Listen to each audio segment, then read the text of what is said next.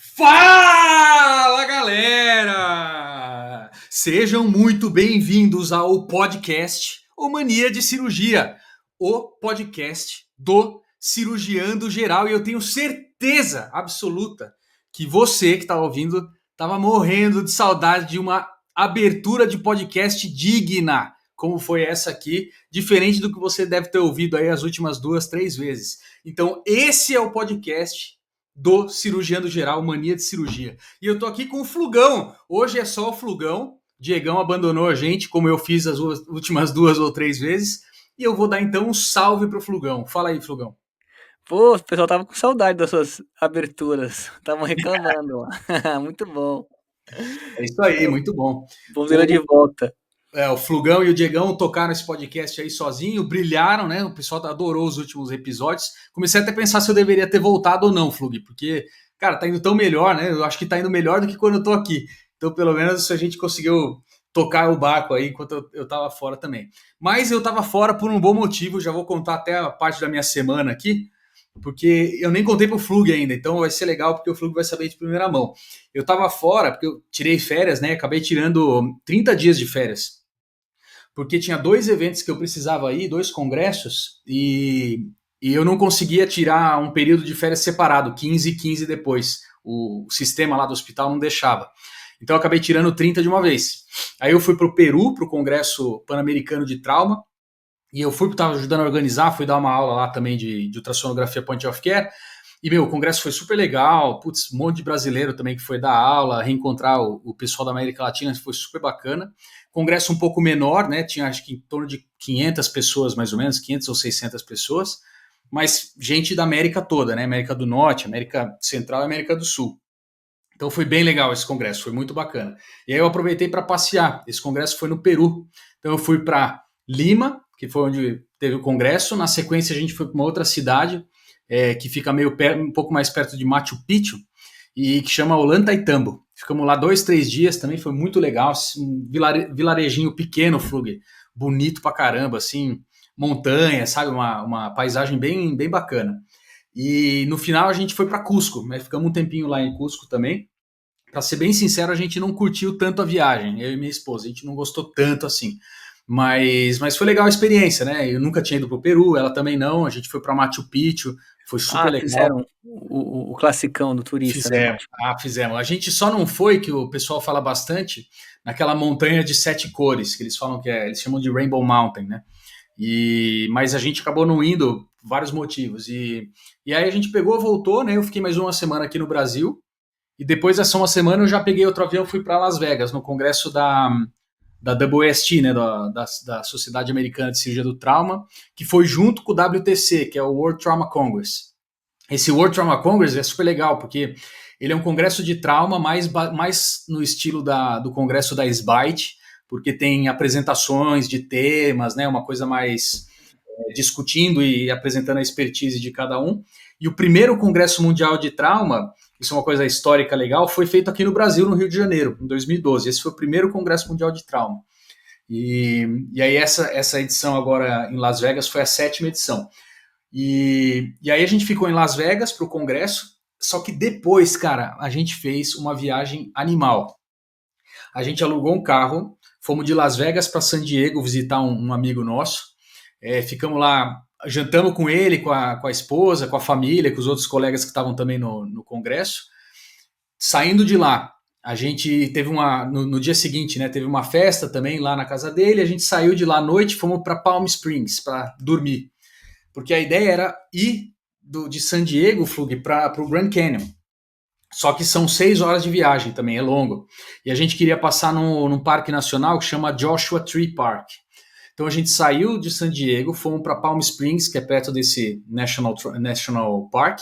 Dormimos em Palm Springs, acordamos no dia seguinte, fomos para o Joshua Tree Park. Passamos lá umas 4 horas, eu acho, e saindo de lá fomos para uma cidade pequena também que chama Lake Havasu. Eu nunca tinha ouvido falar dessa cidade, mas é uma cidade pequena em volta de um lago que parece que é um lago famoso, chama Lake Havasu. E aí a gente passou a noite lá também. Chegamos à noite, dormimos, acordamos e fomos embora. Só que antes de ir embora, a gente deu uma passeada nessa cidade. Cara, uma cidadezinha pequena, bem legalzinha, assim, tem uma ponte bonita que eles chamam de London Bridge, porque é muito parecida com a London Bridge mesmo. Tem como se fosse um cais, assim, uma paisagem bonita também. Então a gente deu uma curtida na cidade rápida, pegamos o carro e fomos pro Grand Canyon. E a gente foi para a parte sul do Grand Canyon, né? Dizem que a parte sul e a parte norte são as mais bonitas. E na verdade, vou até dar um agradecimento especial para o Dr. Técio de Campos e para o Dr. Raul Coimbra, que foram os dois que me sugeriram esse passeio do Grand Canyon South, porque a gente ia só no Grand Canyon West inicialmente. Então a gente mudou a rota que a gente ia fazer de viagem, tudo de carro, né? Isso que foi legal, a gente fez um road trip, né? E aí fomos pro Grand Canyon South, ficamos 3 dias lá. Cara, espetacular, negócio de outro mundo, assim, sabe? Uma paisagem que você não vê, né, normalmente, né? A gente via pôr do sol, nascer do sol no Grand Canyon, foi um negócio bem legal, cara. E aí saímos de lá, fomos pro Grand Canyon West, que era mais perto de Las Vegas. Passamos um dia no Grand Canyon West, a gente ficou numa cabana, não uma cabana, mas tipo uma cabana, na verdade, um quarto bem simples de madeira que ficava no próprio canyon. Então a gente acordava assim, a gente podia ver o nascer do sol no Grand Canyon, na parte oeste da nossa varanda, assim. Então, puta, foi uma experiência também bem legal. E depois disso voltamos para Las Vegas. Aí dormimos uma noite em Las Vegas, pegamos um avião, voltei. Mas, cara, foi uma viagem Que sensacional, cara. Olha que massa, negócio. né, cara? Cara, muito legal. A gente sempre, eu e a minha esposa, a gente sempre quis fazer uma viagem de carro, né? Sempre quis fazer um road trip lá nos Estados Unidos. Tem vários road trips famosos para fazer. Mas a gente meio que inventou esse, assim, da nossa cabeça. E como a gente gosta muito de paisagem e tal, a gente ficava passando pelo deserto, um deserto diferente, um mais quente, outro mais frio. Cara, foi sensacional. Que massa. Agora falando na Samantha, que recomendou aquele livro lá, o Rápido e Devagar, eles falam Uhum. que na viagem sempre tem um pico de grande lembrança, né? Se você fosse resumir aí a viagem, qual que seria a sua melhor lembrança? Cara, eu não sei se eu tenho uma só, porque o encontro lá na casa desse colega foi muito legal. Cara, foi um negócio, apesar de ser um churrasco, um encontro básico assim, mas foi muito gostoso, cara. Foi muito bacana, assim, uma coisa familiar, foi legal. Mas a outra experiência assim mais diferente é o Grand Canyon South, a parte sul ali do Grand Canyon. Cara, nunca vi um negócio desse, é bizarro. Fizemos trilha um pouquinho, andando por lá. Meu, negócio sensacional, cara. Acho que essa talvez tenha sido a melhor experiência. Acho que nascer e pôr do sol, assim, as paisagens diferentes em diferentes pontos para ver o nascer e o pôr do sol, acho que foram um highlight aí da viagem também. Boa, muito massa. Só de ouvir você falando da vontade de ir, não é É mesmo? muito legal. Isso aí, cara, não pode morrer sem ir nesse negócio, cara. É muito legal, muito legal. E você, Não. Flugão, como é que foi as semanas que eu fiquei fora? Você Putz, foi ficou com saudade tranquilo. de mim também, cara? Ficamos das entradas, e tudo mais. Você fez falta, pode ter certeza disso. Cara, foi puxado, assim, final de ano começa a apertar tudo na parte acadêmica, né, cara? A casa começa a cair de um nível absurdo, mas tudo indo correndo bem, né? Uhum. Ah, diferente não teve nada. O Diegão, que também tá viajando, aí um monte de casamento um atrás do outro, né? Nossa, você pegou vários, né, cara? É bom, essas viagenzinhas de casal é muito bom, né? Sim, pô, é uma delícia, cara. É muito bom. Massa, Flugão. Flugão, eu tô pensando aqui, será que a gente consegue, será que a gente tem é, áudios ou mensagens dos maníacos aqui para ler ou não? Putz, cara, eu esqueci. O Diego sempre checa essas coisas, deixa eu ver. Você sabe, ó, eu tenho vários aqui, cara, que eu não sei se vocês já leram. Eu tô naquele episódio de Iatrogenias, o episódio 103, Causos. Esse aqui eu tava, então eu lembro que a gente tava discutindo isso aqui, mas ele colocou, tem vários aqui, né? O Vitor falou aqui, ó, valeu pelo salve, galera, porque a gente falou com ele, a gente falou dele em algum outro episódio, né? Já vi professor de cirurgia entrar dentro do seco de um bovino com a câmera em uma laparoscopia letiva. Deve ser aquele colega do que Da é veterinário, né? veterinária. Uma câmera laparoscopia letiva. Já vi também ter que fazer uma esplenectomia durante histerectomia em cadela. O cirurgião foi colocar um Kelly no pedículo ovariano, mas acabou pegando o hilo do baço e rompeu. Cara, olha que coisa, né? Você vê que até a mania de cirurgia veterinária também vai precisar começar. A Letícia mandou aqui, ó, paciente com derrame pleural volumoso, recoletando apesar de drenagem, submetido a toracoscopia. visualizado que o catéter de acesso venoso central havia perfurado no trajeto e tudo que estava sendo infundido nele estava caindo para o tórax. Eu vi Esse é um caso clássico, né, Flugão? igualzinho. Eu vi um Esse caso igualzinho. Cara, esse é clássico, cara, clássico. E olha só, mais coisa e quem mandou isso aí foi a Letícia Moraes. A Crislane Regina, que tá com a gente na CDB, mandou aqui, ó, já vi um dreno que transfixou o pericárdio, sangrou muito, fez toracotomia, mas a paciente não suportou, veio a óbito. Você vê, cara, isso é uma situação, é, uma desgraça mesmo, né? Não tem como. É uma situação bem difícil mesmo. Deixa eu ver se eu li alguns aqui só, né? Deixa eu ver se tem algum da pancreatite aguda que vocês fizeram também. O Hugo Negueiros escreve que pancreatite aguda grave é um tema complexo. O cirurgião sempre fica entre a cruz, que ele fala que é o intensivista, e a espada, que é a família. Vale muito a pena chamar os universitários, radiologia, endoscopia, cirurgiões mais experientes para discutir as possibilidades. Os casos em que houve necessidade de abordagem cirúrgica que eu acompanhei, infelizmente evoluíram com desfecho ruim. Os conduzidos por abordagem endoscópicas e por radiologia intervencionista tiveram êxito, porém todos com internações prolongadas. Acho que é isso, né, Flugão? Não muda muito do que a gente vê, né? Não, é engraçado. Essas punções de trocada tem muita complicação. Já vi uma de endometriose também, uma punção pegar ilíaca. Na Uhum. primeira punção, faz as cegas, né? Ah, tem Sim, muito, cara. né? E Mas tem muito bom. três. Não, só vou ler aqui, tem mais três comentários do último episódio que vocês fizeram, que também foi bombástico, né? A galera adorou esse episódio. Vou ler só alguns aqui. O José Neto fala: ótimo episódio, bom também para ver quem já está na vigência da residência e os impactos que o estresse causa na relação do dia a dia. Por fim, marca o Diego no Insta, Luísa. Falando para a Luísa isso aqui, para ela poder marcar o Diegão no Instagram. O Arthur pedindo mais material assim. O Rodrigo escreve que acho que o novo residente tem que ir de mente aberta para o serviço, pois alguns têm vícios do serviço anterior ou de um cirurgião que acompanhava. Isso aí é verdade, isso aí é bem presente, né, Flugão? Bem lembrado. Aí, quando você entra em um novo serviço, tem que seguir as orientações e não querer ficar comparando um com o outro. Quando terminar e for para a vida real, você escolhe como quer fazer. Por exemplo, uma anastomose. Se contínua, separada, um plano ou dois, essas coisas. Cara, eu acho que os episódios estão ficando cada vez com mais comentários, né? Isso que está sendo legal.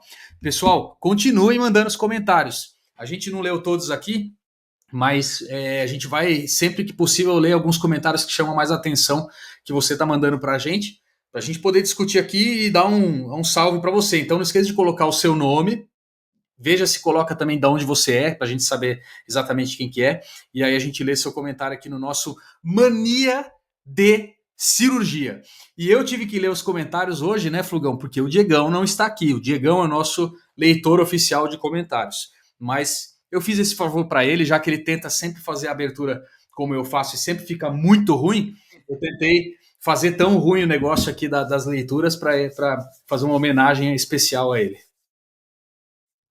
Não, essa coisa da residência, o negócio é ele aprender várias maneiras diferentes de fazer a mesma coisa. E depois ele escolhe o que ele quer. Puxa, não tem coisa melhor, você aprender vários jeitos.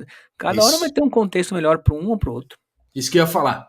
Você vai pegando uma coisa ou outra de vários chefes, né? E Exato. no final você faz o que você, né, o seu bem bolado, como você se sentir melhor fazendo. Desde que baseado em evidência, hein? Senão o Diegão vai matar a gente. Muito Falando bom. em, falando em Fala aí. evidências, Exato. Esse episódio, você já deve ter visto aí na descrição, nós vamos falar de novas evidências, né? Novos trabalhos. E aí a ideia foi que, como eu estava nesse congresso da WAST, da Sociedade Americana de Trauma, a gente decidiu trazer 3 abstracts aqui que foram apresentados nesse congresso para a gente discutir aqui. E a ideia é que eu vou ler um pouquinho de cada abstract para vocês saberem do que se trata mais ou menos. E depois eu e o Flugão vamos bater um papo aqui, ver como que é na prática, se a gente faria alguma coisa diferente ou não, né? O primeiro, né, Flugão, esse que é o combinado, né? manda ver. Beleza. Então eu vou, para quem não conhece, rapidão, né? O congresso da WST, ele é só apresentação de trabalho, não tem aula. Então a cada 10 minutos, acho que mais um pouquinho, 15 ou 20 minutos, sobe uma pessoa para para apresentar o seu trabalho. Uma pessoa comenta o trabalho, é convidada para comentar, então ele lê previamente o trabalho e comenta. E as pessoas que estão assistindo podem fazer pergunta, podem contra-argumentar alguma coisa. Então, esse que é o formato do congresso, né? Então, é um congresso bem denso de informação. Por isso que eu selecionei só 3 aqui. Então, o primeiro deles é um trabalho que estava discutindo o uso de aspirina como profilaxia antitrombótica em pacientes de alto risco. E esse trabalho é uma análise de uma subpopulação daquele estudo famoso que chama Prevent Clot. Esse trabalho foi apresentado pelo menos quem tá aqui, acho que quem apresentou foi o De Santis, que é um colega que trabalha, que eu acho que é um dos residentes lá do Shock Trauma Center. E aí a ideia desse trabalho aqui era justamente discutir, será que a gente pode trocar, em vez de dar enoxaparina, por exemplo, como profilaxia, dar aspirina para esses pacientes? E eu vou ler um pedacinho aqui para vocês saberem do que está falando, né? Então a grande questão é comparar isso em termos de eficácia e segurança com os pacientes que têm enoxaparina, né? E pacientes com trauma ortopédico, esse que foram considerados os pacientes de alto risco. Então eles pegaram e analisaram esse estudo. Na verdade, essa análise secundária é de um estudo multicêntrico de pacientes com fratura óssea, né? E que foram randomizados para tomar aspirina 81 miligramas por dia ou 30 miligramas de enoxaparina 2 vezes ao dia. E aí dessa população enorme, eles derivaram 11 subpopulações e basearam isso de acordo com os fatores de risco para trombose. O outcome primário era mortalidade em 3 meses e os outcomes secundários incluíam tromboembolismo pulmonar, trombose venosa profunda e sangramento. Beleza, aí eles fizeram análise estatística e nessas 11 subpopulações, eles tinham principalmente os 3 grandes grupos: pacientes com fraturas de extremidade inferior, pacientes obesos e pacientes com admissão na UTI. Então vejam que são pacientes mesmo de alto risco. Esse número aqui de pacientes, só para vocês terem uma ideia da quantidade, pacientes com fratura de extremidade inferior, mais de 6 mil pacientes. Obesidade, mais de 4 mil. E admissão na UTI, mais de 1.500. Então, um N brutal aqui, né? Muito grande. E aí, então, eles foram analisar isso e mostraram para a gente nesse trabalho aqui, ó, olha que bacana, que 2 das análises que eles fizeram, dessas comparações dos pacientes, mostraram que, nenhuma dessas análises que eles fizeram mostraram alguma significância estatística no sentido de ser da aspirina ou da heparina serem diferentes do ponto de vista de formação de trombos, né? E aí ele fala que duas análises estatísticas favoreceram o uso de heparina de baixo peso molecular sobre a aspirina, protegendo contra trombose venosa profunda em paciente com trauma de crânio e com admissão na UTI. Então, qual que é a conclusão deles? Que nessas subpopulações que eles analisaram, não evidenciaram diferença do tratamento de aspirina versus enoxaparina na mortalidade de 90 dias, de TEP ou de trombose venosa profunda, nem de sangramento, ou seja, perfil de segurança também similar. Agora, a enoxaparina pode oferecer uma proteção melhor contra trombose venosa profunda menos importante, que é o que eles descrevem aqui no abstract, em pacientes com trauma de crânio ou admitidos na UTI. Mesmo assim, essa diferença não foi estatisticamente significante. Então, teve uma diferença, uma tendência, mas não estatisticamente diferente. E então, esse estudo, na visão deles, corrobora o fato de que talvez a gente possa, de uma maneira segura, em grande parte desses pacientes, transformar a nossa profilaxia, em vez de heparina, em aspirina para esses pacientes. Interessante isso aí, né, Flugão? Putz, pelo que entendi, é uma revisão retrospectiva, é isso? É uma subanálise De banco de dados. mas de um trial multicêntrico prospectivo randomizado. Porque eles Caramba! randomizaram. Porque eles randomizaram. aspirina versus heparina, né? Com esse N gigantesco aí? Porque é multicêntrico, né? Imagina a quantidade de gente que faz profilaxia, né? Tinha recentemente, um pouco antes do do WST, o grupo lá do Texas, que é o grupo do Holcomb, um cirurgião americano famoso que mexe com coagulação e tal, eles tinham publicado acho que uma revisão, uma análise retrospectiva, se eu não me engano, desse negócio do uso da heparina. E da heparina versus aspirina. E eles já mostravam mais ou menos esse resultado. O problema é que era um trabalho retrospectivo bem menor, né? Agora, esse aqui, prospectivo randomizado, apesar de ser uma subanálise, né, de um trabalho que não foi desenhado para isso, mas é uma subanálise, tem um N muito grande. E a outra diferença é que o alvo principal dele são esses pacientes de alto risco com fraturas, né? Então, é paciente com trauma ortopédico, por isso de alto risco, mas que talvez você possa fazer essa modificação. E já tem alguns centros nos Estados Unidos, Flugão, que estão mudando mesmo, assim. Não faz mais enoxaparina para todo mundo. Eles acabam fazendo aspirina para esses pacientes, porque o grande lance aqui uma vez que você tem um risco de trombose similar e um perfil de segurança similar, o que não é igual e que é muito diferente nesse caso é o custo, né? A enoxaparina é muito mais cara do que a aspirina. Então, a ideia desses colegas, desses centros de trauma, está sendo fazer essa mudança para tentar economizar um pouco. E economiza uma bela grana, porque todo mundo de trauma, todos os pacientes usam enoxaparina. Então, sim, pelo menos em alguma parte deles você conseguir trocar por aspirina, cara, seria muito interessante, né? Putz, cara, eu sei que em trauma cervical a evidência não é prospectiva como esse, mas para trauma fechados que você tem dissecção de carótida, vertebral, hematoma de parede, até mais que 25%, a recomendação atual é você usar o AS, no sentido em que ele tem a mesma eficiência antitrombótica, em tese tem uma menor taxa de sangramento. Então você pode usar enoxaparina ou AS, ganhando mais o AS. Isso para trauma cervical, isso já está mais sólido, apesar da evidência fraca. Veja que o pessoal purista mete o pau quando você faz uma subanálise e propõe isso como um estudo primário. Mas, Sim. como o desenho é prospectivo e o N é muito grande, tem que dar um braço a torcer, que isso aí tem um impacto grande, né? Talvez eu acho que uma outra coisa que pegue é a via de acesso, né? Por exemplo, a maior parte dos pacientes são críticos, entubados, né? É complicado você dar esse por som, né? Dissolver, né? É muito mais prático você fazer uma injeção subcutânea lá, né? Sim. Uma coisa que eles comentaram até na apresentação é que essa mudança começa também a ter um impacto como se fosse no cuidado do paciente, no sentido de que ele prefere engolir o comprimido do que tomar injeção. Então, esses pacientes que não estão entubados mais, é muito mais fácil. A outra coisa imagina aqueles pacientes que são traumas graves, que foram internados há muito tempo e que a gente passa uma profilaxia para casa.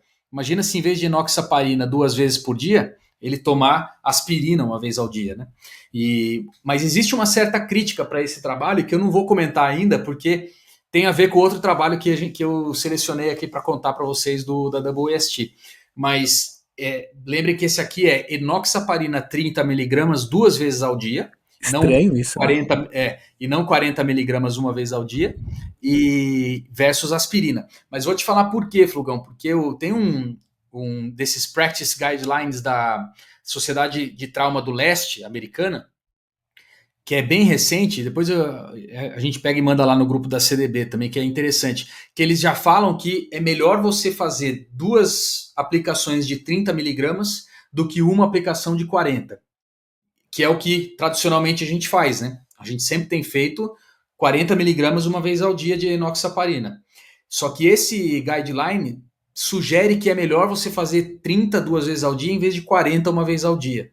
E assim, um estudo que eles publicam, esses practice guidelines, eles são bem rigorosos com metodologia. Então, apesar de, claro, não deve ter um monte de trabalho prospectivo randomizado, mas a evidência é muito boa, sabe? Então, a impressão que dá é que a gente vai caminhar para isso. Inclusive, é por isso que esse estudo randomizou os pacientes dessa forma. Porque se ele tivesse randomizado com 40 miligramas uma vez ao dia, talvez a gente pudesse colocar isso como um viés. Bom, se você estava dando uma dose subótima, quando você compara com a aspirina é igual, será que os dois são ruins ou os dois são bons, né? Aqui, ele está usando o que o guideline fala para usar, então ele está usando o que tem a melhor evidência hoje em dia, né? Por isso que é um estudo bem bacana. Isso aí, esse estudo, para mim, como ele corroborou aquilo que eu tinha lido do Holcomb já, né? Inclusive esse do Holcomb que eu estou falando, eu até escrevi um artigo no nosso blog. Então quem tiver interesse de ler esse artigo, de saber desse artigo do Holcomb, entra no nosso site, vocês vão ver lá em cima blog, clica lá e procura, que eu falo desse negócio da aspirina. Mas esse estudo veio corroborar essa ideia, só que uma proposta diferente, né? Uma metodologia diferente, um N muito maior. Eu acho que nos próximos 5, 10 anos aí, como principalmente os Estados Unidos tem essa preocupação muito forte com o budget dos centros de trauma e tal, eu acho que a gente vai ver cada vez mais esses trabalhos e deve aparecer mais coisas de aspirina aí para a gente poder analisar, né? Então, sei lá, é um trabalho interessante para a gente considerar. O pessoal da CDB volta e meia pergunta sobre quimioprofilaxia, né? Se tem que ajustar a dose e tal. Ainda mais as questões bariátricas, que isso retoma várias vezes em foco, para se Uhum. ajusta com peso, enfim, né? Eu só lembro de um trabalho que a gente até falou lá no grupo. Agora eu não me lembro o desenho exatamente dele, mas pressuponho que seja retrospectivo. E comparava, né? Você coloca 40 miligramas, 30 de 12 em 12, 60. E aí tinha vários modelos, né? Você punha dose fixas, né? Ou Uhum. ajustava pelo MC. E esses ajustes pelo MC, cada um fazia de um jeito, um acima de MC 50, 45, outra só pelo peso total, enfim, né? Aqui no Uhum. Brasil, a maior parte dos bariátricos não ajustam dose, eles dão 40 para todo mundo mesmo, né? Independente Interessante. do peso. Cara, e modéstia à parte eu faço assim, vai muito bem, assim, é claro que tem aquela crítica do Diego que você não segue todo mundo para saber a incidência, né? Mas Sim. sabemos que a incidência é baixa. Agora, o que é mais interessante desse trabalho, que me marcou muito, foi que o que nós pressupomos de dose terapêutica, guiado pela dosagem lá do fator 10, né, tem um range, né, Uhum. específico, isso a gente atribui que ele estaria numa faixa segura de profilaxia. Só que essa faixa não bate com a taxa de trombose. Em outras palavras, tem Uhum. pacientes que não estão na faixa e não tem trombose, tem pacientes que estão na faixa e tem a trombose, ou seja, parece que a nossa faixa não foi muito bem escolhida, né, a faixa mundial, então parece que isso não importa tanto, né. E é claro que quanto mais você ajusta a sua dose, indo de 40 para 30 em 12, depois indo para 60, por exemplo, você vai melhorar, principalmente quando você em pacientes ultra obesos, né, IMC acima de 50, você diminui a taxa de trombose, no entanto, você também carrega uma taxa maior de sangramento. Uhum. Esse é o viés, o quanto você pode subir sem ser eficiente. Quando eu vejo guidelines de clínicos, assim, me dá arrepio, porque eles não estão nesse mundo cirúrgico de sangramento, né. Vai Sim, é operar outra um coisa. paciente obeso com hemoperitona para você ver onde é que você vai enfiar, a taxa de mortalidade vai subir lá para casa do chapéu, né, que talvez É, seja muito menor que a taxa de trombose que você consegue resolver, em tese, muito mais tranquilo, né, a partir do posto que é uma trombose, não um TEP. Mas sim. enfim, isso aí dá pano pra manga, mas eu me lembro que há uma dissintonia entre o que nós entendemos como faixa terapêutica de profilaxia, com o que de fato está sendo profilático. Sim, sim, né? Outra coisa que tem que lembrar, que eu acho que é importante para quem está ouvindo, é que com certeza assim a fisiologia, a fisiopatologia das mudanças, né, da coagulação no paciente traumatizado, eles são totalmente diferentes de uma cirurgia eletiva, né? Por exemplo, bariátrica que seja, porque a gente fica pensando muito no lance da dose, né? Se você dá mais ou menos dose por peso, etc. Mas a fisiopatologia da coagulação e dos distúrbios, né, de coagulação, da própria coagulopatia do trauma, ela é tão complexa que a heparina, né, talvez seja um pedacinho daquilo, né? Fora as outras coisas que a gente tem tão importantes em relação a isso. Tem até trabalhos que na literatura que falam que apesar do trombo do TEP mais comum vir do membro inferior, tem vários pacientes de trauma que entram no estado de hipercoagulabilidade e que faz um trombo primário, por exemplo, na artéria pulmonar. Então, tem coisa na coagulação do trauma que a gente ainda não sabe, né? com certeza vai aparecer coisa diferente. Talvez a mesma coisa no caso de bariátrico, né? Talvez o peso no bariátrico não seja o definidor da dose. Às vezes tem outra coisa associada, né? Sei lá. Então acho que é um assunto tão complexo, né? Que é legal, assim, é bacana, é instigante pra caramba, né? Outra coisa até que a gente não vai entrar em detalhe, depois a gente entra, é ponte de heparina. Isso aí dá muito pano pra manga, mas fica pra discussão para outro tópico. Beleza. Bom, vou para outro aqui então, Flugão. Ó, você vê, eu tava pensando, né? Acho que vai ser rápido esse podcast. Já estamos com meia hora. Falei pra você que sempre alonga isso aí. Ai, ai. Vamos lá, o próximo que eu selecionei aqui, que é um bem bacana também, é sobre um tema que, cara, eu particularmente adoro, que é o hemotórax, né?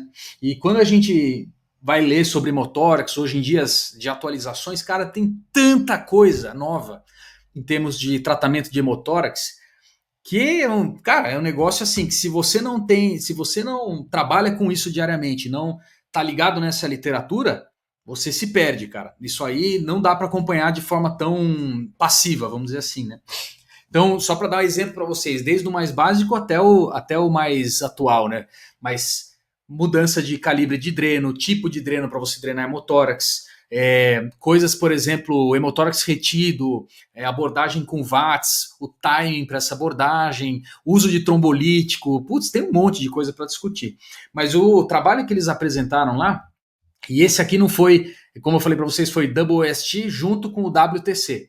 E esse abstract aqui foi do WTC. E ele foi apresentado pela Nicole Lyons, que é se não me engano, uma residente também lá do Ryder Trauma Center de Miami. A proposta dela era apresentar uma revisão sistemática com meta-análise da irrigação torácica por hemotórax traumático. Então, eu não sei se a gente já discutiu isso aqui no podcast alguma vez, mas se não, é um tema quentíssimo. A gente pode até separar um só para discutir isso. Mas a ideia que ela trouxe desse abstract, né? Primeiro começando pela introdução, qual que é o problema do hemotórax? O problema do hemotórax é que ele é um negócio comum, a gente vê em vários casos de trauma, e em alguns casos, e eles citam aqui nessa revisão, até 20, 25% das vezes, você pode ter um hemotórax retido na evolução desse hemotórax. A dúvida é, puxa, será que tem alguma coisa que eu posso fazer para prevenir a ocorrência, né, a incidência do hemotórax retido? Até porque o hemotórax retido aumenta o tempo de internação, aumenta a incidência de procedimentos secundários pós a primeira drenagem, aumenta a morbidade. Então, tudo isso impacta não só em custo, mas também na qualidade do atendimento e na morbidade dos pacientes. Então, eles fizeram uma revisão sistemática, utilizaram as plataformas aqui os databases para encontrar esses trabalhos. Então, eram pacientes adultos, vítimas de trauma, com um hemotórax traumático que receberam um dreno de tórax, ou seja, todos receberam um dreno de tórax. E aí eles foram então avaliar os outcomes, né, dos pacientes que foram submetidos à irrigação torácica. Claro, aqui, quando a gente vai olhar o tipo de trabalho que foi incluído, são 2 retrospectivos e 3 prospectivos observacionais. Então, veja, é uma revisão sistemática com meta-análise, mas não é de trabalho prospectivo randomizado, porque não tem trabalho prospectivo randomizado sobre esse tema ainda. Então, foram 3 prospectivos observacionais e 2 retrospectivos. E a ideia era, como outcome primário, falar sobre a taxa de falha, que foi definida como presença de um hemotórax retido, que resulta numa intervenção, numa segunda intervenção, e de outcomes secundários, eles incluíam tempo de drenagem, tempo de internação hospitalar e complicações infecciosas, seja empiema ou pneumonia. Então, a avaliação, eles utilizaram aquele modelo de efeitos fixos para fazer a meta-análise. Então, como eu falei, foram 5 estudos. Desses estudos foram incluídos mais de 1.200 pacientes, sendo que 483 foram irrigados e 807 não foram irrigados. Então, de novo, tem os 2 tipos, mas eles não foram comparações no mesmo trabalho, né? Querendo dizer, num prospectivo randomizado. Foi no mesmo trabalho, né? Não eram 2 braços os estudos, né? Era, por exemplo, um prospectivo randomizado em que os pesquisadores só observaram quem lavou e quem não lavou, mas sem um critério bem estabelecido que definisse se lavava ou se não lavava. E aí ele fala aqui, então, dos casos. a grande maioria do sexo masculino, ISS de 17 como média, 40% trauma penetrante. Aí eles colocam, que esse é o achado interessante desse abstract, que a taxa de falha, que foi definida então como presença de hemotórax retido e uma necessidade de intervenção secundária, foi significativamente menor nos pacientes que foram submetidos à irrigação torácica. E olha só, 10% vezes 18, versus 18%, com um P estatisticamente significante.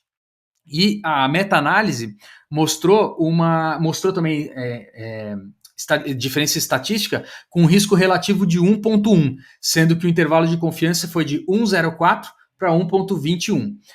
Além disso, o grupo da irrigação torácica teve uma taxa de um tempo de internação hospitalar menor, quase de 2 dias menor, também com um P estatisticamente significante. O tempo de duração do dreno foi similar nos dois grupos. Interessante isso. Apesar de ter tido uma diferença de 1 dia no grupo que foi irrigado, não foi estatisticamente diferente entre os grupos. E também não teve diferença nas complicações infecciosas, que é um dos receios que o pessoal tem de você jogar soro no tórax. Será que você infecta mais ou não, né? E aí então ele conclui que os pacientes que são submetidos à irrigação torácica têm uma taxa menor de hemotórax retido, menos intervenções secundárias e um tempo de internação um pouco menor. Porém, ele cita aqui que tem essa deficiência, essa limitação do estudo, que não tem nenhum estudo prospectivo randomizado. Ou seja, a gente não pode falar que porque ele foi submetido à lavagem, ele teve menos hemotórax retido. Nesses trabalhos a gente não pode falar isso, porque eles não são randomizados. Uma vez que surgir esse trabalho randomizado, talvez a gente tenha essa resposta. Mas é um tema quente, vou te falar, assim, é muito quente isso aí. A gente teve um webinar na SBITE acho que foi em julho, que a gente convidou 3 colegas americanos que fazem parte de alguns desses trabalhos. Eles apresentaram o protocolo deles, como que eles fizeram, tipo, toda a casuística, assim, tudo materiais, como que eles lavam, que equipamento que eles usam. Foi super legal esse webinar. E um adendo adicional, lá na WST teve um simpósio satélite bem curto de uma das empresas que fornece um equipamento que ajuda a irrigar o tórax. Então teve também 3 colegas americanos que apresentaram casuística, discutiram sobre o material, foi bem interessante. Eu acho que é uma novidade isso aí, Flugão, mais uma, né? Que a gente deve começar a ver mais trabalho aí nos próximos anos. Cara, é interessante, né? Porque já tinha uns trabalhos mais antigos que mostravam que a lavagem reduzia, né? O tórax retido se não me engano, de 21% para 6%, enfim, coisas grandes, né? Mas eram sempre drenos tubulares. Aí a gente até publicou no Cirurgiano um trabalho do JAMA desse ano, da Innovative Surgery, é um segmento novo da JAMA que faz sobre essas inovações cirúrgicas. E ele menciona um artigo ressaltando dessa diminuição de hemotórax, só que não tem prospectivo, como você mencionou, e o ideal seria trabalhar com dreno fino e lavado. Esses estudos aí são todos drenos grossos. Lavar sempre drenos grossos. Eu esqueci o nome da nossa colega do Sul, que participou do Neiva, isso. Ela deu uma aula ferrada aí pro CDB e mencionou ela mesma também faz lavagem, né? Eu entendi que é muito heterogêneo como cada cirurgião faz, né? A maior parte faz apenas no procedimento da indução. Então, ao inserir o dreno, ele já lava com um litro e meio de soro fisiológico e acabou, e fica por isso mesmo, né? Eu não sei se tem alguns cirurgiões que ficam lavando, mas até onde eu vi, nenhum fica lavando. Lava uma vez e pronto. Inclusive, nesse artigo do JAMA, ele menciona fazer uma torneirinha de 3 que você injeta e aspira, né? Uma vez só. É interessante isso aí. A gente tem. Eu acho que eu escrevi um artigo de blog sobre isso também faz um tempo já, de um desses trabalhos. E era isso mesmo, ele reduzia assim de 20% para 5%, um negócio assim. Mas é como você falou, né? Alguns desses são prospectivos, outros retrospectivos, mas nenhum é randomizado. E eu lembro também de um trabalho que é bem recente, deve fazer uns 2, 3 meses que saiu, que não é um estudo em humanos, quer dizer, se eu não me engano, é um estudo em cadáveres, não é em paciente vivo. Que eles fazem essa comparação que você falou, de usar um dreno tubular, lavar ou não lavar, e depois usar um pigtail, lavar ou não lavar, e ver o que sobrava, quanto que saía. E a o que eles observaram é que quando você lavava com o dreno de pigtail, você tinha um benefício muito semelhante à sua drenagem de tórax com dreno tubular. Mas se você não lavasse, não tinha um benefício tão grande.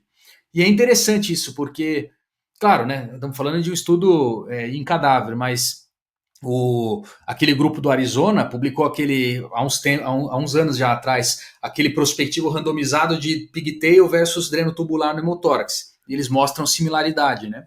Então acho que tem bastante coisa para estudar ainda nesse tema. E eu acho sensacional, cara, que hemotórax é uma coisa que tem em todo hospital que atende trauma praticamente todos os dias. E a gente não consegue fazer um estudo desse, assim. Acho que fica aí de dica para a gente se juntar e fazer um estudo prospectivo randomizado de hemotórax com lavagem, né? Para a gente ver se realmente consegue uma evidência disso aí. Pelo que eu entendo, está se caminhando, vamos ver se os estudos vão comprovar isso, de você fazer todo hemotórax, uma punção, 14 French Dernofino Pigtail, guiado por ultrassom com lavagem. A princípio parece que esse vai virar o gold standard. Eu acho que deve ser isso mesmo, assim, se você conseguir guiar por ultrassom, posicionar, né, colocar no maior bolsão de líquido, você irrigar ainda, eu acho que a tendência vai ser essa mesmo. Quando a gente faz VATS, quando você drena o tórax, por qualquer outro motivo você faz um VATS precoce nos primeiros 4 ou 5 dias, o sangue ali ele é bem fluido. Até o coágulo ele é meio gelatinoso, mas ele não é aquele coágulo duro que você tem que dar uma raspada, às vezes até decorticar um pouco o pulmão para tirar, né? Então eu fico pensando que se você colocar esse pigtail e lavar, é bem provável mesmo que você vai reduzir muito, cara, o hemotórax retido. Porque eu acho que um pouquinho sempre fica, né? Um coágulo pequeno vai ficar. E não Mas tem não fica problema. aquele negócio enorme, né? E é interessante porque hemotórax retido é um assunto meio espinhoso, né? Ninguém sabe direito como definir, ninguém sabe muito bem como que diagnostica, se tem que ter um protocolo específico para isso ou não. Eu lembro até que no nosso curso de drenagem de tórax, inclusive quem tiver interesse nesse assunto, a gente fala muito sobre drenagem, sobre hemotórax, nesse curso que a gente tem, que é um curso online. Eu e o Flugão que fizemos na época, a gente convidou várias pessoas também para participar. A gente convidou o Gustavo Parreira. Gustavo Parreira é o atual presidente da SBITE. E a gente estava falando justamente sobre hemotórax retido, Flugão. Você vai lembrar porque você estava junto. Acho que estava eu, você. Eu não lembro se o Diego estava junto com a gente nessa live que a gente fez com o Parreira. E ele falava justamente isso. É difícil diagnosticar, não existe protocolo bem estabelecido, tem gente que faz com raio-x, tem gente que faz com tomo. Eu, particularmente, gosto de fazer com ultrassom. Então, segundo, terceiro dia, eu passo ultrassom no tórax posterior do paciente para ver se eu consigo ver uma imagem de hematoma.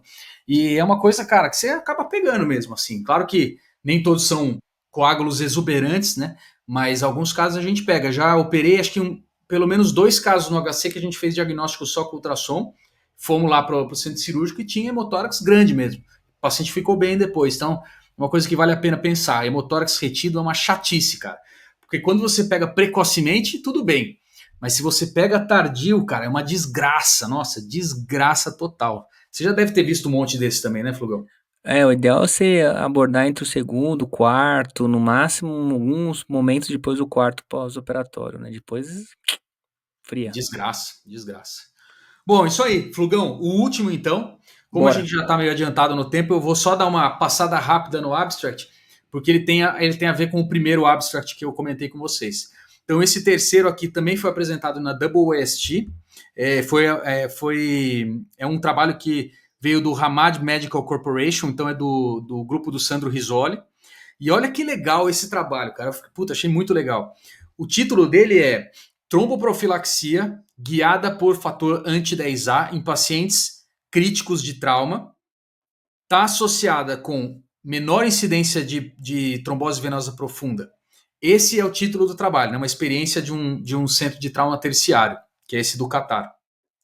Então, qual que é o lance desse trabalho? Ele tinha um protocolo básico, né, de heparina, de enoxaparina, que era aquela situação de 30 miligramas 2 vezes ao dia, como eu comentei, e um outro grupo, né, que a partir daí foi introduzido esse protocolo, de você dar a enoxaparina e você dosar o fator anti-10A. Né? Então esse seria o protocolo. Faz 30 miligramas 2 vezes ao dia e dosa o fator anti-10A desses pacientes. E esse estudo comparou os pacientes, nessa situação, os pacientes adultos críticos admitidos ao UTI do trauma, 1 ano antes e 1 ano depois da implementação do protocolo. Então ele comparou um grupo que não dosava fator anti-10A, que recebia 30 miligramas 2 vezes ao dia, e um grupo que dosava o fator anti-10A, mas recebia, né, nesse período os 30 miligramas 2 vezes ao dia até a terceira dose. Aí ele foi analisar então os resultados de um grupo que recebia a heparina e não mudava, e um grupo que recebia a heparina, mas ajustava depois da terceira dose baseada no fator anti-10A. 305 pacientes no grupo que não ajustava, 305 pacientes no grupo que ajustava, 350 pacientes no grupo que não ajustava. Eles mediram então o fator anti-10A desses pacientes em mais de 80% do grupo de intervenção e em nenhum do grupo controle. E olha que legal, eles falam que 40%, Flugão, 40% dos pacientes tinham um nível baixo de fator anti-10A, o que sugere, de novo, que esse protocolo específico, né, dos 30 miligramas 2 vezes ao dia, talvez seja um nível de profilaxia inapropriado para esses pacientes críticos de UTI, de trauma, né? E eles falam que 51% tinha o nível de fator anti-10A adequado, enquanto que 8,6% tinha níveis elevados do fator anti-10A. Então, olha só, quase metade dos pacientes tem um fator anti-10A inadequado. Então, eles analisaram isso aqui estatisticamente e mostraram que, na conclusão deles, né, que nesses pacientes críticos de trauma, esse protocolo com calibração da dose baseado no fator anti-10A foi associado com incidência menor de trombose venosa profunda sem aumentar a incidência de sangramento. E ressaltam de novo aqueles 40% de pacientes que estavam com uma dose inadequada. Eles mostram que a taxa de TVP reduziu de 4% antes do protocolo para 1,3% depois do protocolo, com um P de 0,03, intervalo de confiança de 0,1 para 0,9, sem aumentar o risco de sangramento, né? E ele fala que entre pacientes com trauma de crânio, as taxas de trombose venosa profunda foram menores no grupo de intervenção, que foi o de ajuste da dose, só que não chegaram no nível estatístico. Então isso aqui, de novo, faz um paralelo com aquele primeiro abstract que a gente estava conversando, que é usar essa dose de 30 miligramas 2 vezes ao dia, conforme o guideline está propondo. Mas mesmo essa dose talvez também seja inadequada. Se a gente tivesse uma dosagem de fator anti-10A rotineira nos nossos hospitais, talvez a gente fosse pegar isso, né? Eu confesso para você, Flugão, nunca vi dosar fator anti-10A. Pelo menos em hospital público, nunca vi. O hospital particular eu sei que você consegue, mas eu imagino que seja uma coisa bem mais cara do que, né, as coisas convencionais. E a gente sempre aprendeu, isso eu acho muito interessante de medicina, né? Eu sempre aprendi que uma das vantagens da enoxaparina é que você não precisa fazer nenhum tipo de monitorização, né? Agora a gente está descobrindo que precisa, que a gente sabe que diminui de 4 para 1 ponto alguma coisa por cento a incidência de TVP. Achei fantástico esse estudo aqui. Putz, legal, né? É difícil, deve ser muito heterogêneo, os pacientes, né? Magro, obeso, TCE, sem TCE, é difícil tomar uma dose. Mas entende-se que essa dose única tá caindo por terra, né? Talvez ela até aumente para uma dose maior, né? Uhum. Mas esse 40 de uma vez ao dia e até o 30 duas vezes, né? Parece furado. Então, e eu fico pensando isso, Flugão. Se 30 2 vezes ao dia já dá 40%, quanto será que o 40 miligramas uma vez ao dia dá de dose inapropriada? Cara, isso aí mexeu demais com a minha cabeça, porque 40 miligramas uma vez ao dia é o padrão, né? É o que todo mundo tem feito. Claro que agora com esses guidelines mais novos mudou, mas a tradição é essa, né? E a gente vê TVP mesmo assim, mesmo fazendo enox, a gente vê TVP, cara. Você vê que talvez esses pacientes que estão fazendo TVP, talvez o problema seja isso mesmo, né? Ou não, claro, tem outros fatores, mas é uma coisa para se considerar, né? Ah, brilhante, hein? Vamos esperar um prospectivo para realmente mudar uma conduta, mas já abriu um alerta. Abre o leque. Pelo menos esse do 30 miligramas 2 vezes ao dia já parece estar mais bem estabelecido. Agora, esse do fator anti-10A ainda nem tanto, né? Mas, olha, resumindo, esse congresso foi muito legal. Você vê que três coisas que eu trouxe aqui para a gente discutir, que são coisas que mudam a nossa cabeça completamente, né? Aspirina para trombose venosa profunda. Nunca imaginava um negócio desse que ia dar certo, né? E agora está mostrando que sim. Vamos ver os próximos capítulos. Lavagem de hemotórax parece ser uma coisa promissora também, ainda mais com os novos equipamentos agora, dreno de pigtail, ultrassom, etc. E por fim, esse fator anti-10A que também é uma coisa meio de novidade para a maioria dos centros, né? Eu achei super legal, cara. Esse congresso, em termos assim de atualização, é muito bacana, porque todos esses trabalhos que foram apresentados, eles não foram publicados ainda. Então você pega o negócio na fonte. E além de pegar na fonte, você tem a oportunidade de participar da discussão do trabalho. Então vai um expert lá para colocar um contraponto ou para reforçar algum ponto do apresentador. Os participantes do congresso levantam, pegam o microfone. Eu estava lá assistindo um trabalho, o Matox levantou para pegar o microfone e contra-argumentar. Então, é o pessoal que está, a nata do trauma dos Estados Unidos que vai nesse congresso para discutir. Então é bem legal, cara. Vale muito a pena esse congresso aí. E quem não pôde ir, pega uma palhinha aqui no Mania, não é mesmo? Com certeza. Agora, não só pega a palhinha, o que mais eles têm que fazer, Flogão? Vamos lá. Coração. Coraçãozinho. Clica no coraçãozinho, você dá um like nesse episódio. Clica no sininho para você seguir. E talvez tão importante quanto essas duas coisas, comenta. Escreve aí no episódio, faz um comentário, comenta pra gente como que é no serviço de vocês. Vocês fazem irrigação de tórax no hemotórax? Fazem profilaxia com aspirina? Dosam fator anti-10A no serviço de vocês? Conta aí pra gente poder discutir mais esse assunto que é tão empolgante, né? Tão interessante. Adorei, muito bom o episódio. Flugão, sensacional. Tô começando a achar que é melhor a gente deixar o Diego de fora mesmo. Ele fala Grande muito. Diegão. Grande Diegão. Um abraço pro nosso careca favorito, cara. Muito bom, ele deve estar lá nos casamentos, né? A gente não falou onde ele tá, né? Eu esqueci de comentar. O Diego, ele foi convidado, porque o Diego, né, ele vive no High Society, né? Ele é um cara da High Society. Então, o que eu imagino que o Diego está fazendo? Ele deve ter ido num casamento, mas ele foi um casamento nos Alpes suíços, deve ter ido de primeira classe, ou no jatinho dele, ou no navio que ele tem também, pode ser. E, cara, ele vai passar lá um tempão. É bem capaz que ele faça um podcast ou qualquer outra coisa lá dos Alpes suíços, esquiando, fazendo qualquer coisa que ele fazendo outras coisas, né? tem que fazer de tudo nessa vida, pô, isso aí. Aliás, agora que veio na minha cabeça, estava lendo esses dias, né? Sabe que o sexo vem de dividir, não é de unir. Sexo vem de seccionar, de secção. Você fala, pô, mas qual que é a lógica, né? Sexo não tem que juntar, né? Como é que você fecha? Aí você vai naqueles devaneios platônicos da turminha lá do Diego, que os caras só ficavam fumando alguma coisa e viajando na maionese há uns 2.000 anos atrás. Eles falavam que os seres primordiais humanos, olha o que os caras falavam, Cara, eram com 4 braços, 4 pernas e um rosto com uma cabeça com 2 rostos. Esse era o nossa. primeiro homem. Só que aí eles começaram a ficar muito autossuficientes, né? E foram desafiar os deuses, né? Zeus ficou puto e dividiu ele no meio. Então Ah, ficou 2 braços e 2 pernas para um lado com o rosto e o outro. Então, entende que essas partes sempre queriam se juntar e realmente fazer a sua cara à metade. E no caramba, sexo olha. eles fariam a fusão novamente, num anseio de voltar à sua origem primordial. É isso aí que os caras faziam naquela época, tomando Sim. vários vinhos e pronto. Daí que vem o sexo, né? De seccionar. Caramba, Flugão, mania de filosofia no finalzinho, hein? Conseguiu investir ainda. Cara, e essa pode ser a nova galerinha do Eras, né? A galerinha do Eras filosófica. A gente pode dar esse apelido para essa galerinha do Diegão, né? Muito Muito bom, bom. Flugão, isso aí. Adiós. Flugão, encerra esse negócio aí para nós. Adiós. Adiós.